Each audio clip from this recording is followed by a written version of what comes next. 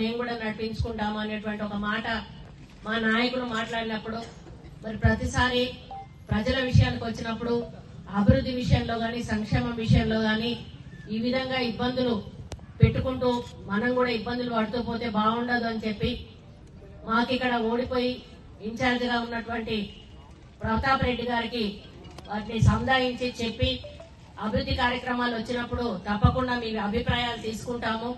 మరి ఏదైతే ప్రభుత్వ కార్యక్రమాలు అధికారిక కార్యక్రమాలు ఉంటాయో వాటిని సాఫీగా నడిచే కార్యక్రమం చేద్దాము అని చెప్పి మరి ఇక నుంచి ఇక్కడ ఏ అభివృద్ధి సంక్షేమ కార్యక్రమాలు జరిగినా కూడా ఎటువంటి ఇబ్బంది లేకుండా సాఫీగా ముందుకు పోయే విధంగా చేయడం జరుగుతుందని ఈ సందర్భంగా ఈ వేదిక మీద నుంచి తెలియజేస్తా ఉన్నాను.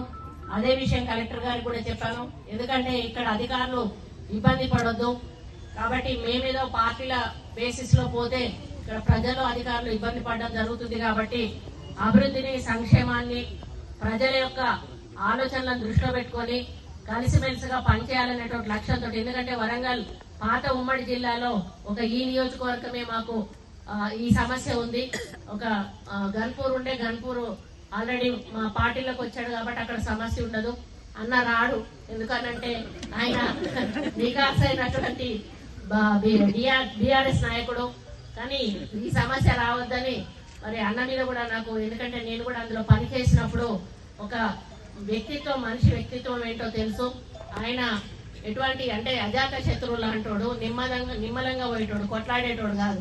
ఆయన కొట్లాడేటోడు అయితే నేను కూడా కొట్లాడ పెట్టుకుందామని చూసేదాన్ని.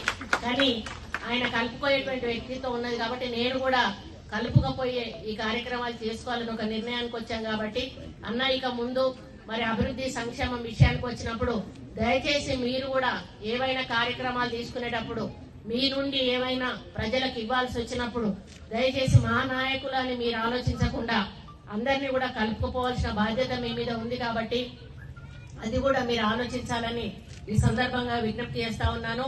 మరి కళ్యాణ లక్ష్మి చెక్కులను